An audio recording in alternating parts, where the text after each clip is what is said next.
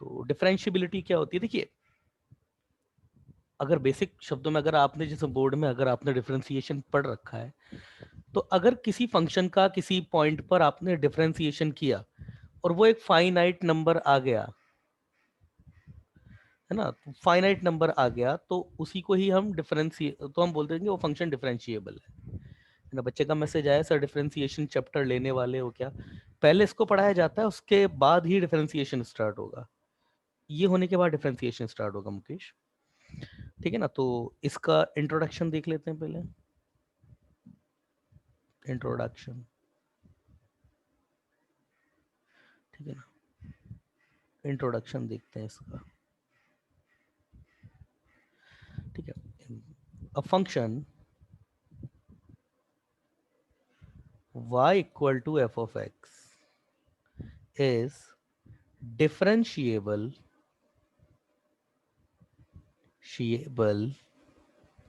a function y equal to f of x, अच्छे से, a function y equal to f of x is differentiable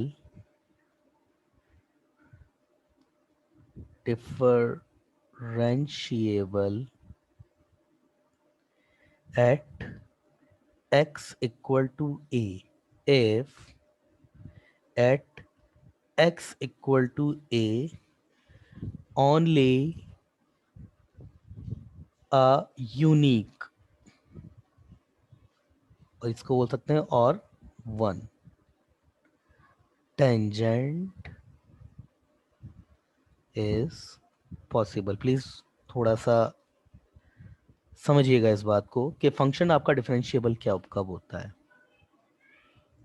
ना। देखिए, a function y is equal to f of x is differentiable at x equal to a, ये zero नहीं है ना बेटा, a है ये। If at x equal to a only a unique, unique और वन, केवल एक ही टेंजेंट पॉसिबल हो। तो इसको बनाने के लिए मुझे ग्राफ बनाना पड़ेगा। जैसे मैं सपोज ये मेरे कार्टेशियंस हैं, मैं इसका एक ग्राफ बना देता हूँ आपके सामने।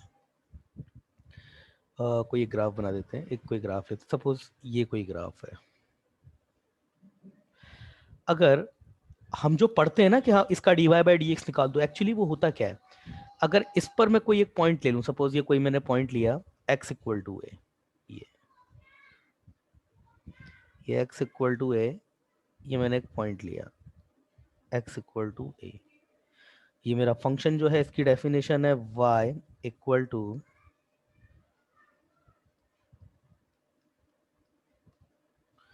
y equal to f of x, ये फंक्शन की डेफिनेशन है, ठीक है ना। तो इस x इक्वल टू ए पर ये फंक्शनल, ये पॉइंट का नाम क्या हो जाएगा, अगर इस पॉइंट को a नाम दूं तो a comma f of a हो जाएगा। ये तो आएगा ना, x कोऑर्डिनेट तो a है और y कोऑर्डिनेट क्या होगा, x की जगह a रख दी तो y equal to f of a हो जाएगा ये। अब इस पॉइंट पे अगर मैं टेंजेंट बनाऊं, ध्यान से सुनिएगा, देखिएगा ध्यान से, इस पॉइंट पे अगर मैं टेंजेंट बनाऊं तो ये एक ही टेंजेंट आएगी,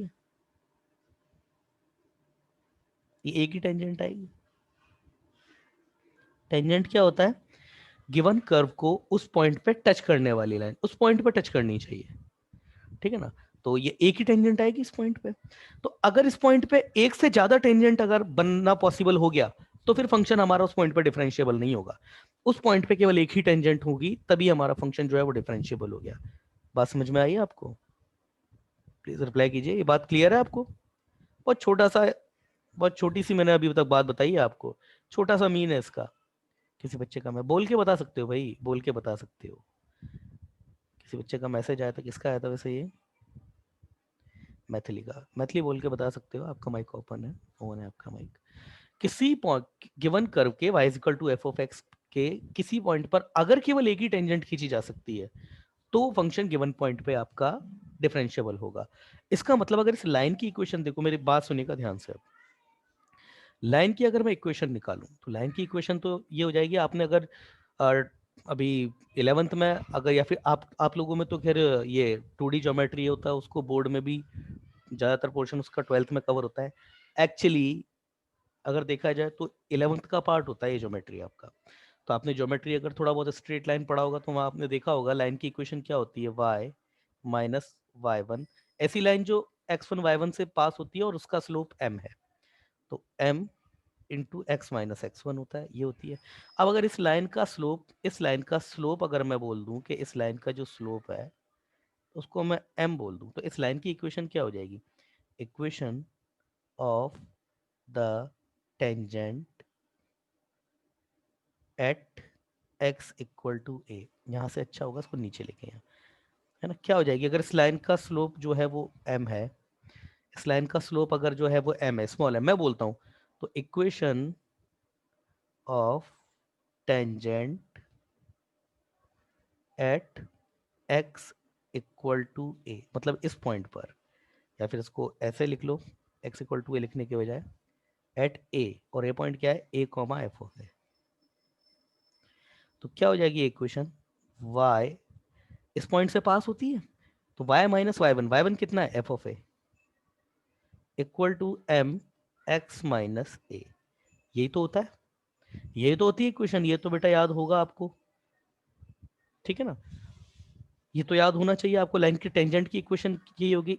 अब ये देखो क्या बोलता है इंट्रोडक्शन में कि केवल एक ही टेंजेंट होनी चाहिए, मतलब इस पॉइंट पर अगर मैं टेंजेंट खींचूं तो ये एक ही लाइन होनी चाहिए, इसके अलावा कोई और दूसरी टेंजेंट नहीं होनी चाहिए। अब देखिए यूनिक टेंजेंट, तो यूनिक की अगर बात करें तो इसमें यूनिक क्या है, तो पहले इसमें तो देखते हैं, इसमें ये कैच करते हैं यूनिक क्या है इसमें।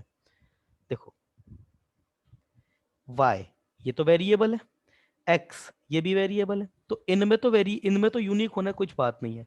एक ही बात करें a और f ऑफ a की, तो ये तो पॉइंट, ये तो यूनिक होता ही है। ये तो भाई मैं बोलता हूं कि किसी कार्टेशियन पे एक पॉइंट, अगर मैं बोलता हूं एक कार्टेशियन है ये, मैं ये कार्टेशियन में बोलता हूं उसमें 1,2 मार्क करो, तो अगर ये 1 है और अगर ये 2 है तो ये 1,2 यहाँ मार्क हो जाएगा, इसके अलावा तो और कहीं नहीं होगा। तो किसी भी कार्टेशियन पर गिवन पॉइंट तो हमेशा यूनिक होता ही है। अब यूनिक क्या है? ये होता है m, और यही है बस डिफ्रेंसिएशन आपका, ये m जो है ना यही है आपका। अब ये m क्या होता है इसको समझते हैं बस पूरा ध्यान से, है ना। देखिए ये चैप्टर अभी है जो ज्योमेट्री से लिंक हो गया है, ये कि कोई function y is equal to f of x given point x equal to a पर अगर एक ही टेंजेंट रखता है तो वो उस पॉइंट पर डिफरेंशिएबल है।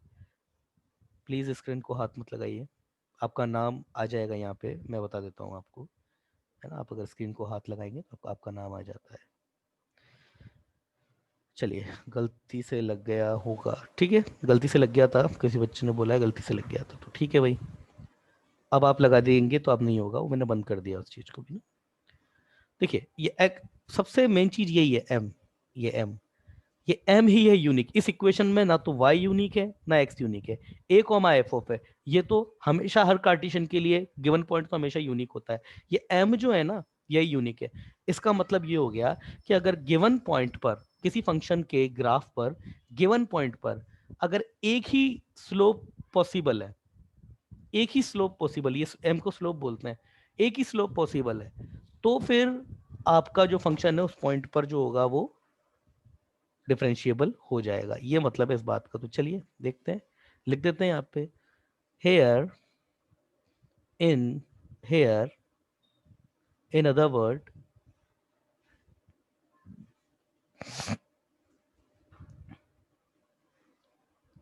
If y equal to f of x, if the graph of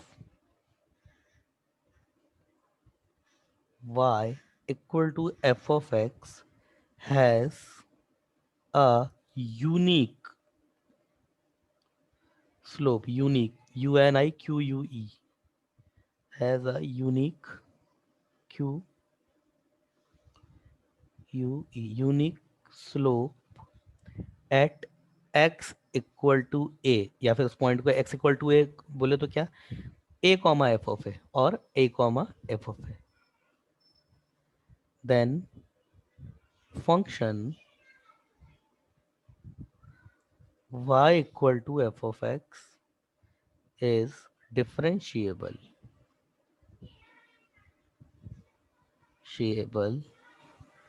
at x equal to a। अब आप कहेंगे सर स्लोप का डिफरेंशिएशन से क्या लेना देना है, तो भैया बहुत ज्यादा लेना देना है, बहुत लेना देना है। तो कि क्या लेना देना है,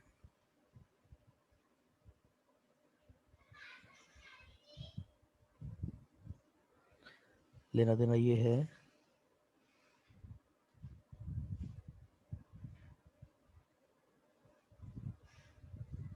ठीक है। देखिए लेना देना ये है यहाँ पे,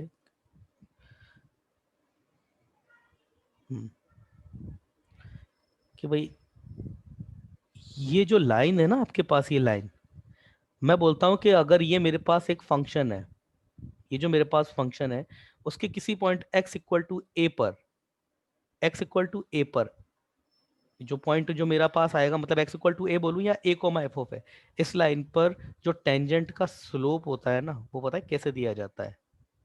कैसे दिया जाता है वो? इससे दिया जाता है, m जो होगा ना आपका dy बाय dx और a कॉमा एफ ऑफ ए। इसका मतलब ये होता है कि आप जो फंक्शन जो गिवन है, ध्यान देना मैंने क्या बात बोली, मैं रिपीट कर रहा हूं फिर से, किसी भी फंक्शन के, किसी भी फंक्शन के ऊपर अगर पॉइंट है a comma f of a, y is equal to f of x है, तो कोई पॉइंट अगर x इक्वल टू ए है तो इस पॉइंट को किससे डिनोट किया जाएगा? a comma f of a से। इस पॉइंट पर अगर टेंजेंट का स्लोप, टेंजेंट का स्लोप अगर आपको निकालना है, तो टेंजेंट का स्लोप कैसे निकाला जाता है? उस लाइन, उस वो जो इक्वेशन है उसको y के रिस्पेक्ट में डिफरेंशिएट कर दो, और डिफरेंशिएट करने के बाद dy बाई डी में x की जगह a रख दो और y की जगह एफ ऑफ ए रख दो। ये होता है इस बात का मतलब। तो कहने का मतलब क्या हो गया है ना, मैं और अच्छे से फिर से बता देता हूँ कि सपोज अगर मेरे पास ये एक कर्व है एक्स स्क्वायर प्लस वन, इस पर अगर कोई पॉइंट मुझको चाहिए, जैसे 1,2 इस पर एक पॉइंट होगा, तो ये 1,2 जो होगा उस पर अगर मेरे को टेंजेंट का स्लोप चाहिए, तो स्लोप निकालने का तरीका क्या है? dy बाई डी एक्स निकालो सबसे पहले। तो dy बाई डी एक्स निकालेंगे तो क्या हो जाएगा? एक्स स्क्वायर का कितना हो जाएगा? मैं ये मान के चल रहा हूँ, बोर्ड में आपने भी डिफरेंशिएशन पढ़ रखा होगा, 2x प्लस जीरो, ये आ गया। अब यहाँ पे 1,2 से इसको सेटिस्फाइड करा दो। 1,2 क्या है? पॉइंट है जिसका x इक्वल टू 1 है और y इक्वल टू 2 है। तो यहाँ पर y तो है नहीं रखने के लिए, केवल x ही है, तो यहाँ पर 2 और ये 1 प्लस जीरो रख दीजिए, तो ये स्लोप आपका 2 आ गया। मतलब y equal to x, y equal to x square plus 1। इस पर अगर कोई पॉइंट, कोई आपके पास पॉइंट होगा ना 1,2, उस पर टेंजेंट का स्लोप ये आ जाएगा। कैसे आता है? dy बाई डी करेंगे, और ये हर दुनिया के हर कर्व के लिए ही है।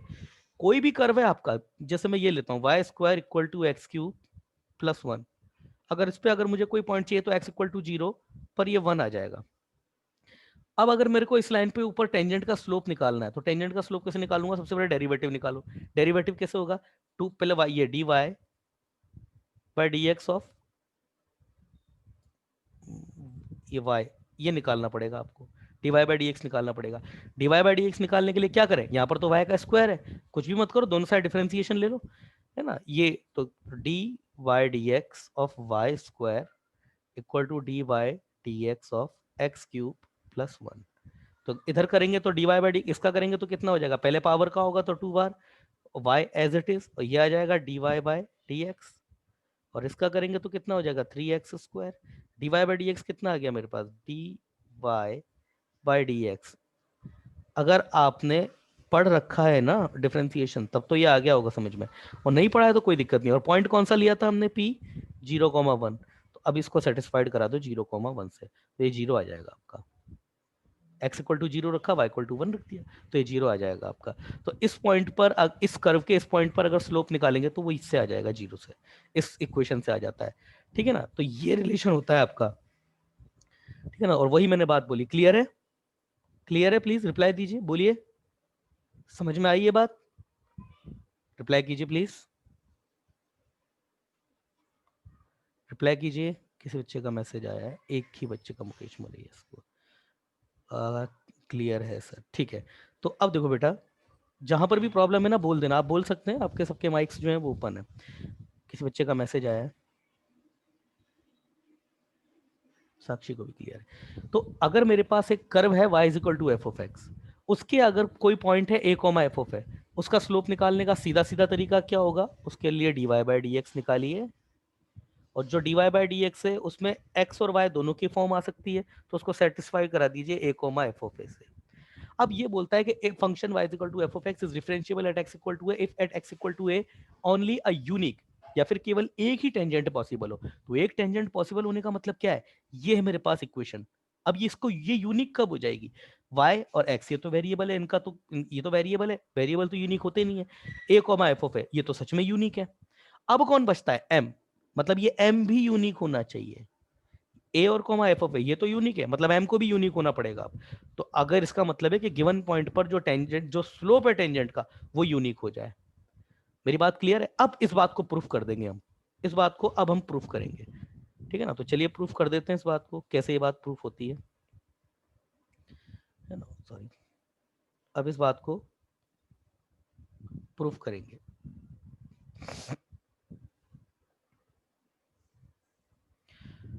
ठीक है ना।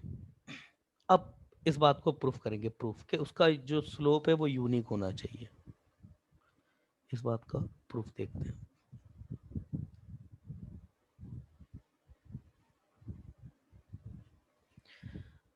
प्रूफ के लिए भाई जाहिर सी बात है, मुझको किसी बच्चे का मैसेज आया है, y equal to m x भी लाइन की इक्वेशन है ना सर। हाँ, y equal to m x line की इक्वेशन है, ये 0,0 से पास होती है। भाई अगर कोई लाइन है, कोई लाइन है अगर ओरिजिन से पास होती है, ओरिजिन से पास होती है तो उस लाइन की इक्वेशन क्या हो जाएगी, y minus zero equal to m x minus zero.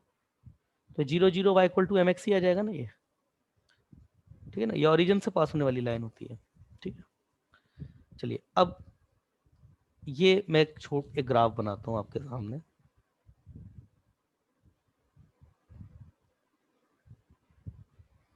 किसी बच्चे का मैसेज आया, बेटा बोल दिया करो, उससे आपका और मेरा दोनों का वक्त बच जाएगा। आप बोल सकते हैं, प्लीज बोल दिया कीजिए। तो सपोज ये कोई कर्व है मेरे पास, ये कोई कर्व है, ये कोई कर्व है मेरे पास, ठीक है ना। मैं थोड़ा इसको, अब मेरे पास, मैं यहाँ पर एक सीकेंड खींच रहा हूँ। सीकेंड अब आप अच्छी तरीके से जानते हैं, ऐसी लाइन जो बाहर से आती हुई दो पॉइंट पे इंटर, कॉर्ड और सीकेंट में क्या अंतर है, कॉर्ड कर्व पे ही अवेलेबल दो पॉइंट को मिलाने वाली लाइन को बोलते हैं सीकेंट, जो बाहर से आती है और दो पॉइंट को इंटरसेक्ट, दो पॉइंट को काटती हुई निकल जाती है ना। टेक्निकली कॉर्ड और सीकेंट को कॉर्ड बोला जा सकता है ऐसे कोई, मगर फिर भी इनको तो अलग अलग कैटेगरी में किया जाता है, बस यही अंतर है। सीकेंट बाहर बाहर से आती है आपकी। तो देखते हैं, चलिए एक सीकेंट बनाता हूँ मैं इसके ऊपर। ये हो गई सीकेंट, थोड़ा और, ये सीकेंट है, ठीक है ना। अब देखो बेटा, इस पॉइंट को मैं नाम दे देता हूँ ए, है ना, और ए है तो ये a comma f of A है, ठीक है। और इस पॉइंट को अपन नाम दे देते हैं बी, मतलब b comma f of b, है ना। कर्व की इक्वेशन की बात करें तो भाई कर्व तो वही है, y equal to f of x ही है ना। तो x इक्वल टू ए पर y कितना हो जाएगा, f of a, x equal to b पर y कितना हो जाएगा, एफ ऑफ बी, तो यही लिखा है। अब आप मुझे बताइए, अगर ये सीकेंट है और ये दोनों पॉइंट, ये दोनों पॉइंट आपको पता है, ठीक है ना, दोनों पॉइंट्स आपको पता है, मतलब ये जो पॉइंट है ये वाला, ये a कॉमा जीरो है, और ये जो पॉइंट है ये बेटा आपके पास b कॉमा जीरो है। आप मुझे बता सकते हैं इक्वेशन ऑफ सीकेंट क्या होगा, ये सीकेंट की इक्वेशन क्या होगी, सीकेंट की बेटा इक्वेशन क्या होगी, सीकेंट की इक्वेशन, या इक्वेशन छोड़ो, सीकेंट का केवल स्लोप, हम तो स्लोप को देख रहे हैं ना, हम तो ये चीज प्रूफ कर रहे हैं। इन अदर वर्ड हम प्रूफ क्या कर रहे हैं, इस स्टेटमेंट को प्रूफ कर रहे हैं हम, ये स्टेटमेंट हम प्रूफ कर रहे हैं कि in the graph of y equal to f of x, y is equal to f of x in the graph of y is equal to f of x has a unique slope at x equal to a or a comma f of a, then then the function y is equal to f of x is differentiable at x equal to a, f of x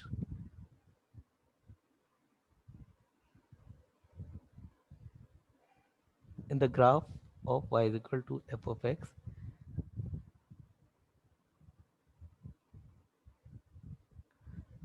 function.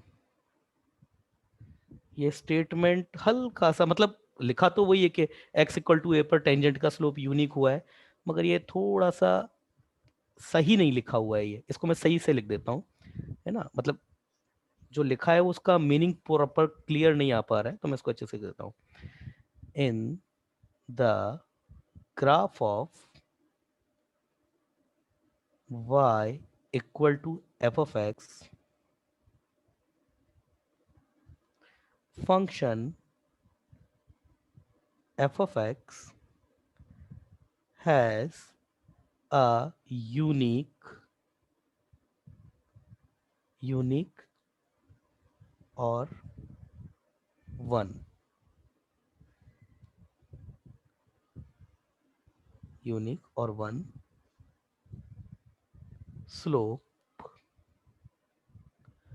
slope for tangent at x equal to a और a comma f of ए। अब ठीक है, बात वही है जो लिखा है कि मतलब x इक्वल टू ए पर टेंजेंट का स्लोप यूनिक होना चाहिए। तो अगर मैं सीकेंट बोलूं तो ये स्लोप ऑफ सीकेंट क्या हो जाएगा, मतलब अगर मैं स्लोप निकालूं, स्लोप ऑफ सीकेंट, इस सीकेंट ए बी का स्लोप कितना हो जाएगा, slope of secant A B, A और बी पॉइंट को मिलाने वाली का स्लोप कितना हो जाएगा, कितना हो जाएगा स्लोप, अरे y2 minus y one upon x2 minus x1, दो पॉइंट को मिलाने वाली लाइन का स्लोप यही तो होता है। तो इसका y2 कितना है एफ बी, अगर इसको मैं x2 y2 लूँ, इसको x1 y1 लूँ, तो कितना हो जाएगा f of b minus F of a upon b minus a, यही स्लोप हो जाएगा ना, बोलिए प्लीज, यही स्लोप हो जाएगा ना, बोलिए। ये तो कोऑर्डिनेट ज्योमेट्री में पढ़ा होगा स्ट्रेट लाइन में, या ये भी नहीं बताया सर ने,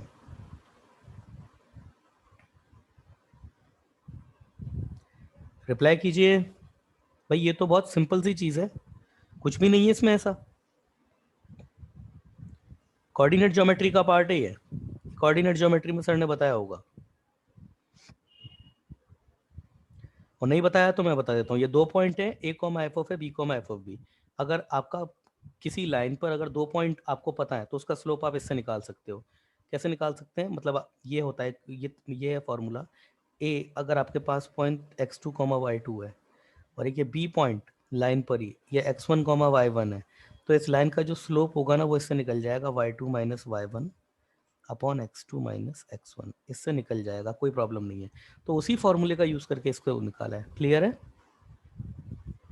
क्लियर है, रिप्लाई कीजिए प्लीज,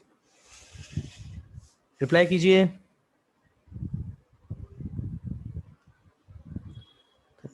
चलो अब आप बताइए, देखिए अब मैं क्या करता हूं ना, यहाँ पे थोड़ा सा मतलब थोड़ा इमेजिनेशन पावर अपनी यूज कीजिएगा। मेरी जो लाइन है, ये जो लाइन मेरी आई है, ये जो लाइन आई है, ये लाइन है, ठीक है ना, मैंने इसको पूरा ओवरलैप कर दिया। अब अगर मैं इस लाइन को इस तरीके से मूव करने लग जाऊं, ये मूव करने लग जाऊं, तो बेटा होगा क्या, अभी बी पॉइंट यहाँ पर है, ये रहा, अभी बी पॉइंट यहाँ पर ही है अपनी लोकेशन पे। अगर मैं इस लाइन को घुमा दूं, इस तरीके से घुमाने लग जाऊं, इस तरीके से घुमाने लग जाऊं, तो होगा क्या उससे, अभी देखिए लाइन को अगर मैं घुमाऊंगा तो ये वाला जो पार्ट है, कौन सा वाला, ये वाला जो पार्ट है ये नीचे की तरफ आएगा और ये वाला पार्ट ऊपर की तरफ जाएगा, यही होगा, ठीक है ना, यही होगा। तो मैं क्या कर रहा हूँ ना, इस लाइन को मैं घुमा रहा हूँ, ये वाला जो लाइन है इसको मैं घुमा रहा हूँ, रोटेट कर रहा हूँ। तो अगर मैं ऐसे जैसे जैसे इसको रोटेट करता जाऊंगा, रोटेट करता जाऊंगा, तो होगा क्या, ये जो बी है, देखो ये बी क्या है अभी मेरा, जहां पर ये जो ग्राफ है, ये जो पॉइंट है आपका बी, अगर मैं ऊपर लेके जाऊंगा तो बी और थोड़ा आगे सरक गया, अभी भी इस जगह पर आ गया, अभी कहाँ आ गया, अभी भी इस जगह पे आ गया, और थोड़ा ऊपर लेके जाऊंगा तो अभी जो बी है वो यहाँ आ गया, और थोड़ा ऊपर लेके जाऊंगा बी, तो मतलब बी जो है वो ए के पास आता जा रहा है। मैं जैसे जैसे इस लाइन को घुमाता जाऊंगा बी ए के पास आता जाएगा, बोलिए इस बात में किसी को कोई समस्या हो तो बोलिए प्लीज। मैं जैसे जैसे इस लाइन को घुमाता जाऊंगा ऊपर की तरफ, बी जो है वो ए के पास आता जाएगा, ठीक है, ठीक है, बी जो है वो ए के पास आता जाएगा।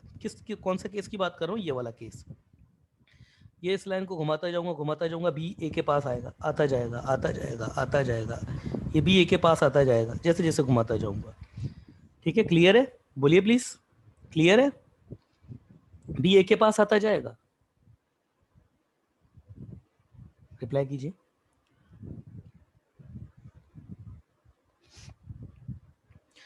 अब एक बात बताओ बेटा, अगर मैं x इक्वल टू ए पर टेंजेंट की बात करूं तो आप ये बात तो मानोगे कि ये टेंजेंट x इक्वल टू ए पर ये होगी, x इक्वल टू ए पे, ये तो आपको पता मानना पड़ेगी कि x इक्वल टू ए पे सर टेंजेंट तो ये है x इक्वल टू ए पे टेंजेंट, ठीक है ना, ये x इक्वल टू ए पे टेंजेंट होगी।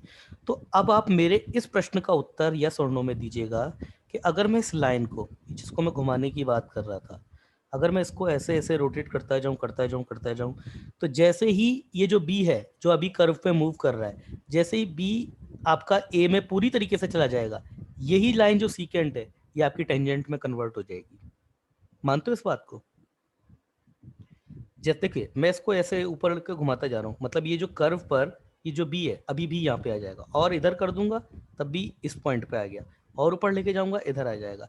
तो जैसे जैसे मैं ये लाइन को रोटेट करता हुआ जाऊंगा, मेरा जो बी है वो ए के पास आता हुआ जाएगा। क्लियर है आपको ये बात? बी और बी जो है ए के पास आता जाएगा, और जैसे ही बी ए में पूरी तरीके से चला जाएगा, कोलैप्स हो जाएगा बी ए में जाके, तब यही सीकेंट आपकी टेंजेंट बन जाएगी। ठीक है ना? किसी बच्चे का मैसेज आया है? ठीक है, अब देखिए मैं लिखता हूं यहाँ पे, if point B tends to A, मतलब ये बी अगर ए के पास जाता है, then the secant A B becomes tangents at A. यही तो मतलब है इस बात का, अगर भी मेरा ए के पास जाता है तो मेरी जो सीकेंट ए बी है वो एक पॉइंट ए पर जो है वो टेंजेंट बन जाएगी। तो अब मैं लिमिटिंग केस की बात करूंगा। लिमिटिंग केस कौन सा? ये ए है भाई, मैं इसको पास लेकर जाता गया पास लेके गया मैं इसको, है ना, और पास लेके जाते वक्त ये मैं इसको पास लेके गया, इस तरीके से लेके जाता गया, और ये जो आखिरी पॉइंट होगा ना, आखिरी पॉइंट कौन सा होगा? जैसे सपोज अगर ये मेरे पास ए है तो ए के जस्ट अगला पॉइंट ए प्लस एच, जहां पर ए मेरा क्या है, एच क्या है, मेरा बहुत छोटा सा पॉइंट है, ए प्लस एच पर चला गया इधर, है ना, और इधर वही जो एक पॉइंट होगा इधर भी ए माइनस एच पॉइंट है। तो ये ए और ए प्लस एच ये जो आसपास पॉइंट है ना, इसको मैं थोड़ा माइक्रोस्कोपिक व्यू में ले जाकर बड़ा करके बना रहा हूँ। तो अब मैं जो मेरा दूसरा ग्राफ बना रहा हूँ, माइक्रोस्कोपिक व्यू पर ले जाके बना रहा हूँ, ए प्लस एच और ए माइनस एच के बीच में थोड़ा सा इसी वाले केस को थोड़ा बड़ा करके, मतलब सपोज यहाँ पे मैग्नीफाइंग ग्लास लगा दिया, अब ये छोटा सा है ना, ये पूरी स्क्रीन पे दिखेगा अब आपको, ये छोटा सा जो हो रहा होगा ना अंदर जो, वो ए प्लस एच और ए पर आ जाएगी, ये जो बी है जो ए प्लस एच पे आ जाएगा, वो जो घटना हो रही होगी यही घटना पूरी स्क्रीन पे दिखेगी आपको। थोड़ा इमेजिनेशन यूज कीजिएगा अपनी, कुछ इस तरीके से मैं बात कर रहा हूँ। यही है वो ग्राफ, कुछ ये ग्राफ ऐसा ही है ना। चलिए नहीं अगर लग रहा है तो बना देते हैं,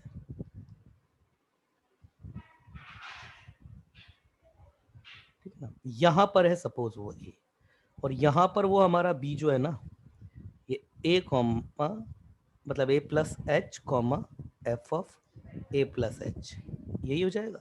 और वो जो पॉइंट सी है वो यहाँ पर है a minus h comma f of A minus h, और ये है हमारा point a comma f of a, ठीक है ना। ये ग्राफ हमारा y equal to f of x ही है। अब मैं दोनों लिमिटिंग केस पर आपके सीकेंट बना रहा हूँ, दो अलग अलग। भाई एक सीकेंट तो ये हो गई, कौन सी?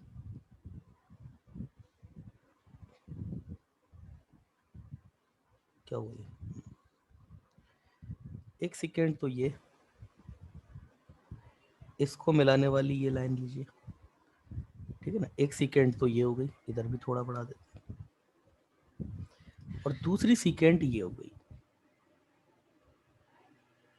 ठीक है ना। ठीक, ये है पॉइंट मेरा, इसको अलग पॉइंट से नाम, ये मेरा ए, और ये ए कॉमा एफ ऑफ ए इसके कोऑर्डिनेट है। अब देखिए जब लिमिटिंग केस जब होगा, लिमिटिंग केस जब होगा, तो लिमिटिंग केस में in limiting case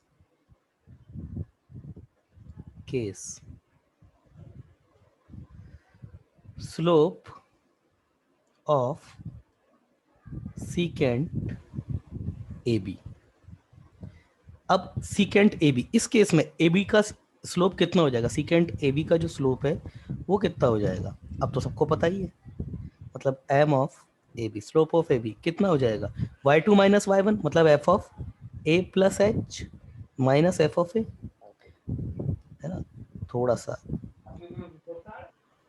F of A plus H minus F. किसी बच्चे का माइक ओपन है, प्लीज माइक बंद कीजिए अपना।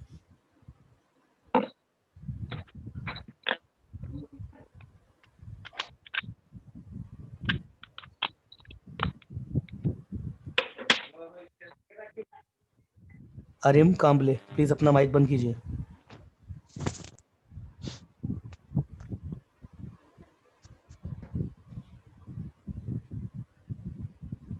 ठीक है ना, upon A plus H minus A. अब एच के बारे में बताना पड़ेगा कि लिमिट एच जो है वो बहुत छोटा सा नंबर है, ठीक है ना, इसके बारे में बताना पड़ेगा। ठीक है, अगला एम ऑफ ए सी, ये ए सी है, इसका स्लोप की अगर मैं बात करूं, ध्यान से देखना आप, तो ये स्लोप क्या होगा, y2 माइनस y1, y2 कितना है इसका, ये F of A minus F of A minus H upon a minus A minus H, यही हो जाएगा। अब मेरी बात सुनना, देखो ध्यान से सुनना, x इक्वल टू ए पे अगर मैं टेंजेंट खींचूं तो वो टेंजेंट कुछ ये आएगी, इन दोनों के बीच में इधर से भी, और ये कुछ इधर से भी, ये आएगी टेंजेंट। अब आप देखना, ये लिमिटिंग केस है, मतलब ये वाली जो टेंजेंट है, ये वाली सीकेंड, ये हल्का सा ऊपर हुई तो ये इधर आ जाएगी, इसकी मतलब ये जो ग्रीन वाली लाइन है माइक्रोस्कोपिक व्यू है, ये बहुत छोटी सी घटना बहुत बड़े फॉर्म में दिख रही है अभी आपको, है ना, ये हल्का सा जैसे ही ऊपर उठेगा, ये ग्रीन वाली लाइन का स्लोप, क्योंकि ये सीकेंट है ए और ए प्लस एच की, ये इतने दूर दूर नहीं है, ये यहां पर टेंजेंट है, और ए प्लस एच इसको मिलाने वाली लाइन जो है वो ए बी है, इसका जस्ट अगला पॉइंट, उन दोनों पॉइंट को मिलाने वाली लाइन जो ए सी है उसके जस्ट ऊपर ये आपके पास टेंजेंट ऊपर है, ये आपके पास ए पर टेंजेंट। अगला जैसे ही ये थोड़ा सा ऊपर उठता है तो ये जो आपके पास सीकेंट है ये टेंजेंट में कन्वर्ट हो जाएगी, इधर वाली जो एसी है जैसे ही जरा सा ऊपर उठती है, ये वाली जो सीकेंट है एसी ये भी टेंजेंट में कन्वर्ट हो जाएगी। इसका मतलब ये हो गया, क्योंकि देखिए मैंने बहुत बहुत ज्यादा माइक्रोस्कोपिक व्यू पे बताया है, एक्चुअली हो क्या रहा है ना, ये कुछ कुछ ऐसा ही है, जैसे अगर सपोज आपके पास ए यहां पर है, तो ए प्लस एच है ना, जस्ट उसका अगला ही पॉइंट है, बिल्कुल इतना अगला पॉइंट कि हम दिखा भी नहीं सकते उसको, ये ए है तो एक जस्ट अगला पॉइंट ही ए प्लस एच है, और जस्ट पिछला पॉइंट ही ए माइनस एच है। तो अगर ये लिमिटिंग केस सच में है तो इसका मतलब तो ये हो गया कि इस लाइन का स्लोप, और ये मतलब किस किस लाइन का स्लोप, ए बी का, ए सी का, और tangent at X equal to A, ये तीनों स्लोप जो है वो बराबर होने चाहिए, यही तो मतलब है इस चीज का। बोलिए, अगर ये लिमिटिंग केस है तो फिर ये तो तीनों स्लोप बराबर होने चाहिए, तकरीबन बराबर होने चाहिए, बोलिए इस बात को, क्योंकि लिमिटिंग केस ही है, बोलिए, तो ये तो तीनों केस बराबर होने चाहिए क्योंकि लिमिटिंग केस है ये।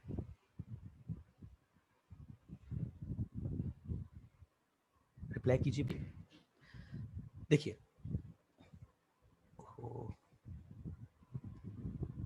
अगर आपको ये बात समझ में आ गई तो अच्छी बात है, और अगर आपको प्रॉब्लम हो रही है तो बस आप इतना समझ लीजिए लिमिटिंग केस है ये, इतना किसी बच्चों का मैसेज आया है, क्लियर है, क्लियर है, अच्छा शायद बोला होगा बच्चों ने पहले, रिप्लाई नहीं आ पा रहा था। तो ये तीनों जो है वो लिमिटिंग केस है, इसका मतलब अगर ये ए और ए प्लस एच को मिलाने वाली लाइन, और ये ए और ए माइनस एच को मिलाने वाली लाइन, इन तीनों का स्लोप जो है वो तकरीबन बराबर होगा। इसका मतलब क्या है, limit H tending to zero F of A plus H minus F of ए और A plus H minus A equal to limit H tending to zero F of A minus H, sorry F of A minus H upon A, है ना, इसी को लिख रहा हूँ, इसको चलिए जैसे लिखा है वैसे ही लिख देता हूँ, f of A minus F of A minus H upon a minus h equal to ये एफ डैश है, मतलब इस वाली लाइन का स्लोप ये, इधर वाली लाइन का स्लोप ये, और ये जो ऊपर जो टेंजेंट ग्रीन वाली है इसका स्लोप, ये तीनों बराबर होंगे, तो उसको मैं ऐसे ही लिख सकता हूँ, that is the complete condition of differentiability. उसका जो स्लोप होगा वो यूनिक होगा, वो यूनिक होगा। यूनिक मतलब कैसे, अब ये यूनिक कैसे हुआ कि इधर से आने वाली लाइन जो है वो उसका स्लोप भी इसके ही बराबर होगा, एफ डैश ए के, और इधर से अगर वो लाइन आती है तो उसका भी स्लोप जो है वो इधर से ही होगा, वो इसका स्लोप भी जो होगा वो सेम ही होगा, एफ डैश ए के बराबर होगा। तो इधर से भी लिमिटिंग केस देख लिया, इधर से भी लिमिटिंग केस देख लिया, दोनों साइड से लिमिटिंग केस यूनिक आ रहा है, वही आ रहा है जो एक्स इक्वल टू ए पर टेंजेंट का स्लोप है। तो यही हमारे पास हमको प्रूफ करनी थी, जो कंडीशन थी ना कि अगर हमारा जो फंक्शन है वो डिफरेंशिएबल होगा एट एक्स इक्वल टू ए पर, अगर आपकी जो इक्वेशन ऑफ टेंजेंट है उसका स्लोप जो है वो यूनिक हो जाए। तो ये बात थी, हमने इसका जो स्लोप है हमने चेक करके बता दिया कि अगर हमारा फंक्शन जहाँ एक्स इक्वल टू ए पे जो डिफरेंशिएबल है तो यहाँ पर खींची गई टेंजेंट का स्लोप है जो वो यूनिक होगा, ये हमने प्रूफ करके बता दिया। अब ये प्रश्न उठता है, सर अगर आप तो ये बताओ कि गिवन टेंजेंट का स्लोप यूनिक कब नहीं होगा, तो यूनिक कब नहीं होता है वो देख लेते हैं। Note, function y equal to f of x is not differentiable differentiable spelling गलत लिख दी हल्की सी, is not differentiable at x equal to a if y equal to f of x, या फिर graph of y is equal to f of x if the graph of y equal to f of x has sharp edge। Sharp edge मतलब sharp edge क्या होता है अभी पता पड़ जाएगा। Sharp edge at X equal to A. अब इसका एग्जाम्पल दिखा देता हूँ आपको। देखो भाई, अब वो जो है ना दो टेंजेंट आ जाना है उसी पॉइंट के आसपास, वो कब होता है वो अभी पता पड़ जाएगा आपको। सपोज जैसे ये मैं ग्राफ बनाया आपका, ये ग्राफ बना लिया सपोज ये ग्राफ है, ये कोई ग्राफ बनाया मैंने, है ना, और ये ऐसा, ये कोई ग्राफ है, किसी ना किसी फंक्शन का ग्राफ जरूर होगा ऐसा, कोई तो कोई फंक्शन जरूर होगा इसके करस्पॉन्ड में, ये x इक्वल टू है। तो जब x इक्वल टू ए पे इस तरीके सा पीक आ जाता है ना, इसको बोलते हैं शार्प एज। इस तरीके से चीज बन जाना, या ऐसा कुछ बन जाना, ऐसा, ये जो इस तरीके से नोक बनती है ना इसको बोला जाता है शार्प एज, पिन पॉइंट। देसी भाषा में अगर बोलें, मतलब थोड़ा सरल लैंग्वेज में समझाएं तो पिन पॉइंट, इसको बोलते हैं शार्प एज। अब इस शार्प एज पर मैं आपको बताता हूँ, देखिए कैसे टेंजेंट के स्लोप अलग अलग आते हैं। ये ए है, अगर मैं a प्लस एच देखूँ, थोड़ा समझने की कोशिश करना, a प्लस एच अगर मैं बोलूँ, इसको और अच्छा बना देते हैं थोड़ा सा, कुछ ऐसा, ठीक है ना। अब देखिए अगर मैं a प्लस एच बोलता हूँ, a प्लस एच, ये a है, a प्लस एच इधर कहीं होगा। अगर इधर, अच्छा इधर अगर मैं टेंजेंट की स्लोप निकालूंगा तो इधर का टेंजेंट का स्लोप कुछ ऐसा आएगा a प्लस एच पर, इधर की तरफ निकालूंगा तो टेंजेंट का जो स्लोप आएगा वो इस पॉइंट के जस्ट इधर वाले पॉइंट पे, तो टेंजेंट का जो स्लोप आएगा कुछ इस डायरेक्शन में कुछ आएगा, मतलब ऐसा कुछ स्लोप आएगा, ठीक है ना। आगे देखिए, अब यही अगर मैं इधर की साइड स्लोप निकालूं तो यहां पर स्लोप ऐसा कुछ आएगा। और आप खुद देखिए अगर मैं x इक्वल टू ए पर अगर मैं स्लोप निकालूं तो यहाँ पर तो आप ये देखिए ये भी आ गई लाइन, इस पर टेंजेंट तो मेरे पास ये भी आ जाएगा, ये भी आ गया, कितने भी आ सकते, तो यूनिक टेंजेंट तो रही नहीं ना।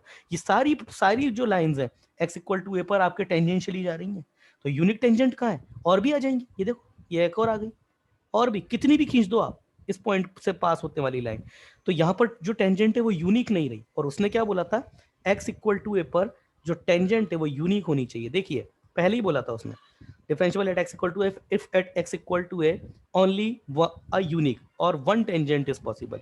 और ये जो केस है ये वाला, यहाँ पर एक नहीं इनफाइनाइट कितनी भी टेंजेंट पॉसिबल है यहाँ पे। और वो क्यों हो पा रही है, क्योंकि x equal to a plus पे और a माइनस पे टेंजेंट का स्लोप अलग अलग आ गया, इसलिए इतनी सारी टेंजेंट पॉसिबल है, अदरवाइज नहीं होती। अगर a प्लस पे और a माइनस पे टेंजेंट का slope x equal to a के तकरीबन बराबर आता ना, तब फिर ऐसा पॉसिबल नहीं होता। अब आई बात समझ में आई? प्लीज रिप्लाई कीजिए, क्लियर है अब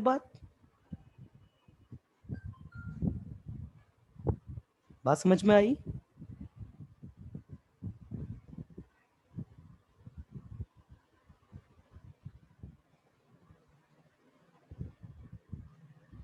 समझ में आई बात? रिप्लाई कीजिए।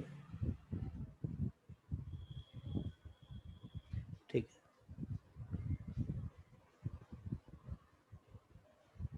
यूनिक टेंजेंट नॉट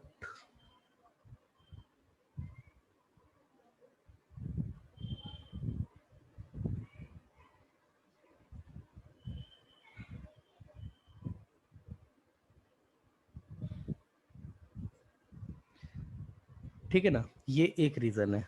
किसी बच्चे का मैसेज आया था, तन्वी क्लियर है, ठीक है ना। तो ये एक रीजन है आपके पास, है ना। और यहाँ पर इसका एक रीजन तो यही है, इनफाइनाइट टेंजेंट है, और वो भी है। अच्छा, इनफाइनाइट टेंजेंट क्यों आ रही है? क्योंकि लेफ्ट हैंड पे मतलब a प्लस पे टेंजेंट का स्लोप और a माइनस पर टेंजेंट का स्लोप जो था वो अलग अलग था। इसको हम ऐसे भी बोल सकते हैं, slope of secant for a plus is not equal to slope of secant for a minus, मतलब a प्लस इधर और a माइनस वाला इधर। ठीक है, यस, आज के लिए इतना। आज के आगे का हम लोग जो है